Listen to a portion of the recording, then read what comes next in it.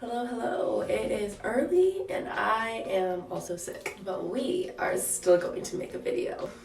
So I haven't washed my hair in a week, and yesterday I went in the sauna and I sweat like crazy, and I also cleaned my house and gave my animals a bath. So my hair is dirty, it is frizzy, it's time for a wash. In this video, I'm going to give you some information about what a wash and go means and show you how I do mine. So let me show you how I got from this to this. Alright, so what is a wash and go? So if you have 3B hair or curlier, you may be familiar with twist outs or braid outs after washing, or a lot of curly girls like to use heated styling tools to straighten their hair after wash day. So when you hear people talk about a wash and go, that just means that you're washing your hair and you're leaving your hair in its natural pattern. You're not doing anything to alter or change the way that your hair and your curls form. So my wash and go, this is my hair straight out of the shower after I style it. I didn't do any twists, I didn't do any braids, and I certainly did not use any heating styling tools. The reason a lot of people who have 3B or curlier hair will do a twist out or a braid out is to make their curl pattern a little bit looser, because sometimes their curls are really tight and they just want to get those to loosen out, especially to give a little bit of length to what you already have. That's totally fine, and I actually love the look when a lot of people do it, but for me that's just not really what I do with my hair. My hair doesn't really need it, so I get to do what is called the wash and go, and I am not promoting a wash and go, I'm just telling you what it is so you know for future reference. So personally, I have two different kinds of wash days. Every other week I do a really deep cleanse and a really deep condition, and I really love to use Olaplex when I do the deep condition as well to repair any kind of damaged hair I have.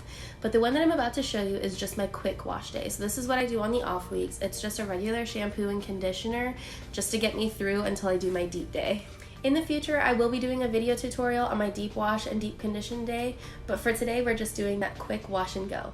So let's get back to where we started, and I will show you how I begin the process. Now for starters, obviously, you have to get your hair wet.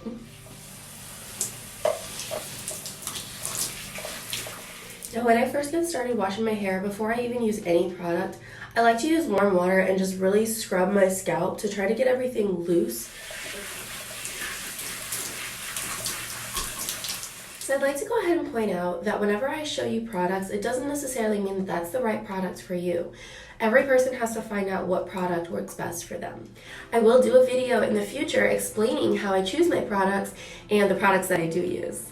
But today for shampoo, I am using Organics Tea Treatment Shampoo. So we're gonna go ahead and separate our hair just like we do when we put in product, but this time I'm only gonna separate it into two sections, a top section and a bottom section. That way I can really get the nape of my neck and the bottom of my scalp and really focus on the top of my scalp as well. Alright, so as you can see, my hair is separated into a bottom section and a top section. Now we're ready to go in with a little bit of shampoo. And now you're just going to scrub it into the nape of your neck.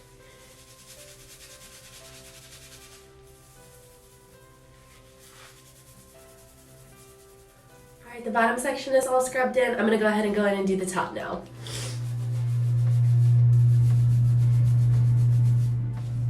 Alright, so the top of my scalp and the nape of my neck are all scrubbed in with shampoo, and I want to point something out here. I do not go in and shampoo the length of my hair because I don't need it. When you go in with your conditioner later, it will wash the lengths of your hair because conditioner is cleansing as well. And when you take shampoo and you bring it down to the lengths of your hair, all it's going to do is dry out the lengths of your hair. The scalp is fine because you produce a lot of oils from your scalp that keep it nourished and moisturized, whereas the lengths of your hair do not have that. So shampooing your scalp is the only thing that you want to shampoo. Let's rinse out that shampoo. Before I go on to the conditioner, I wanted to point out something else. If you noticed when I was rinsing my hair, the shampoo not only washed my scalp, but it did run through the lengths of my hair as I was rinsing it out. So if you're really concerned about shampooing the lengths of your hair, know that it's coming through your hair as you're rinsing it out. It doesn't need to sit. The longer it sits, the more it's going to dry your hair out and the more frizz you're going to have. Alright, let's talk about conditioner. So for the conditioner, I separate my hair into 4 sections. Now this time, I'm not really worried about the underneath, top, and such on. I'm just going to take and divide it into 2 pieces here and then divide those two pieces in half as well. That way I'm just not working with as big of a piece to finger detangle and get all the product through. If you're a curly girl, you know that if you don't buy a giant conditioner, it's not gonna last for very long. Today I'm using this Mill Creek Botanicals. It's a biotin therapy formula. I really like it because the first 3 ingredients are actually water, aloe juice, and biotin. It doesn't get any better than that, guys. Now just for this one section, you can see that I'm using quite a bit of conditioner. This is why I go through it so fast. So you're just gonna take the conditioner and work it through your hair. I'm using my fingers and my thumbs just to press it down and through my hair. And as I do this, this is also helping to pull out some of the detangles. You don't always have to split your hair apart to get the detangles out. Sometimes you just have to pull them straight down and they detangle themselves. Once you can tell that your hair is somewhat detangled, you can start going in with your fingers and raking it through. This will finger comb and detangle your hair the rest of the way. You're going to do this with each section, finger combing and detangling it until you can't find any more tangles. This may be a trigger warning for some people, but this is the worst part about finger combing your hair in the shower because you do get out a lot of hair loss. And I'll talk about that hair loss in another video, but I promise you it is natural, it is healthy, and in the shower is the only time I ever have any hair loss. Alright, so this section is all the way finger combed through. You can see I'm not running into any more tangles. I'm going to go ahead and do this section. Alright, so all of my hair is completely coated in conditioner and it is completely finger combed through. You can see I have no tangles left in my hair.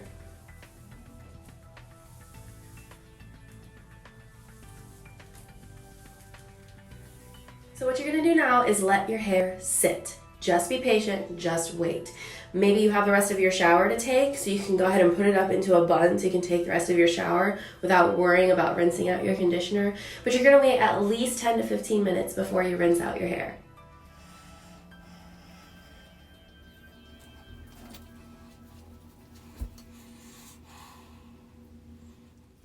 Here we go, it's time to rinse. Before I rinse out my hair, I wanted to point out that I did not condition my scalp, just like I did not shampoo the lengths of my hair. I don't need to condition my scalp because it's got the natural oils that condition it on its own.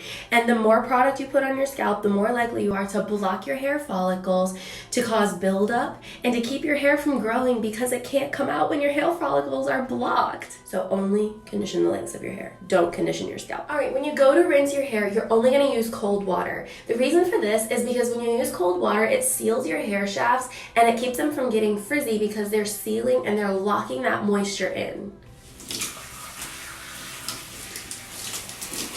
There we go, all rinsed out. Notice when I rinsed out my hair, I did not rinse the lengths of my hair.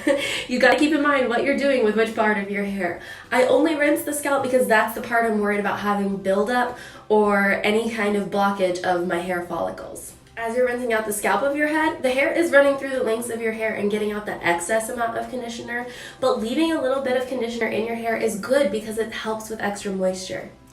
All right, my hair is squeaky clean and ready to be styled. Is washed, conditioned, and styled, which you already got to see a sneak peek of what it was going to look like when I was finished. But before I wrap up the video, I just wanted to give you a quick recap of the most important things to remember when you have a quick wash and go. First off, just like when you're styling your hair, anytime you're putting any product in your hair, make sure you're separating it so that you can really focus on each specific section to get all the product worked through every single curl. Next, remember to only put the shampoo on your scalp and not through the lengths of your hair. Remember, the lengths of your hair don't need it. They'll get washed out when you're using conditioner, and when you're rinsing out your shampoo, the suds will run through the rest of your hair. Your scalp is the only thing that needs to be washed to get rid of any kind of buildup or anything else that's there, and the natural oils in your hair will replace any moisture that you need. Then when it comes to the conditioner, we are only putting the conditioner in the lengths of our hair and not on our scalp because we don't want to block our hair follicles from being able to grow. Our scalp has enough natural oils to give it the moisture it needs that we don't need to put any conditioner or really any product at all on our scalp. Once you have the conditioner in your hair, remember you're finger combing all of the conditioner through to make sure that you cover each curl. And this is also going to help with your detangling process when you get out of the shower. I promise you it will be 10 times easier. Finally, and I haven't mentioned this yet in my video, please don't use a towel on your hair when you get out of the shower. For one, you need your hair to be as wet as possible when you're styling it, and for two, towels really just cause a lot of damage to your hair because it rubs your hair against the grain and it causes frizz, and it's just not good. If you are going to use a towel, I know that the microfiber towels are better than anything, but personally, I don't use a towel at all. I just let my hair air dry to the point of where I want to style it, and then I style it because I'm styling it soaking wet anyway. So I hope that that was helpful to help you understand what a wash and go is and how to do it. Maybe I gave you some new tips that you haven't tried yet that you can try out on your curly hair to see if they work for you. As always, this is Curls by Kit Kat. I'm Justina. Thank you so much for watching my video. Like, subscribe, share for more content. And I will catch you guys next week with some more curly tips and tricks. Also, I'm sick, so yes, I know my nose is red, and yes, I know my voice sounds weird. Please don't be mean.